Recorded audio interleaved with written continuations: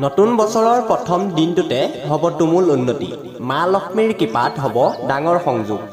ৰজাৰ দৰে জীৱন হৈ পৰিব এই চাৰি ৰাশিৰ ব্যক্তিৰ। নমস্কাৰ বন্ধু বান্ধৱীসকল, মই প্ৰণৱ আৰু আপোনালোকে শুনি আছে ভিজিবল মটিভেশ্যন।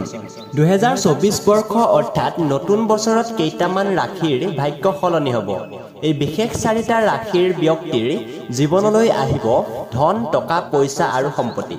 পূৰ্বৰ পৰা তেওঁলোকে যি সমস্যা অৰ্থাৎ যি বিপদত সন্মুখীন হৈ আছে সকলো দূৰ হ'ব নতুন বছৰৰ প্ৰথমটো দিনটোতে।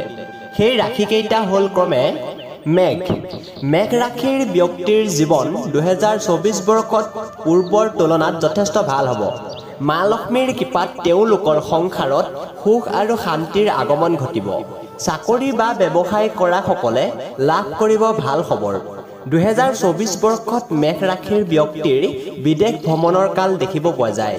এই বৰ্ষত সকলো বেয়া পৰিস্থিতি সমাপ্ত হ'ব এই ৰাশিৰ ব্যক্তিৰ। দ্বিতীয়তে কন্যা ৰাশিৰ ব্যক্তিৰ জীৱনত সুখ প্ৰাপ্তিৰ দিন দেখিব পোৱা যাব। নতুন বছৰত হঠাতে সৰহ সংখ্যক ধন হাতলৈ আহিব। বেংকত জমা থকা ধনৰ বৃদ্ধি পাব। কন্যা ৰাশিৰ ব্যক্তিসকলে আধ্যাত্মিক জীৱন নতুনকৈ আৰম্ভ কৰিবলৈ সুবিধা পাব।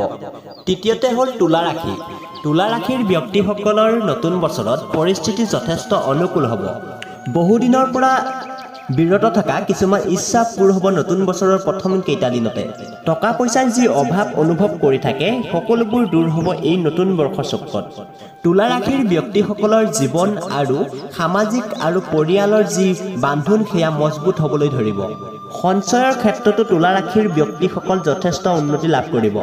চতুৰ্থতে হ'ল বৃশ্চিক ৰাশিৰ জাতক জাতিকাসকলে নতুন বছৰৰ প্ৰথমতে কিবা নতুন সুবিধা পাবলৈ আৰম্ভ কৰিব। আৰ্থিক অৱস্থা পূৰ্বৰ তুলনাত যথেষ্ট উন্নতি হ'ব। নতুন বছৰৰ প্ৰথম কেইটা দিনতে তেখেতলোকে টকা উপাৰ্জনৰ বাবে নতুন পথ ওলাব। মা লক্ষ্মীৰ আশীৰ্বাদত সকলো কামতে সফলতা অৰ্জন কৰিব পাৰিব।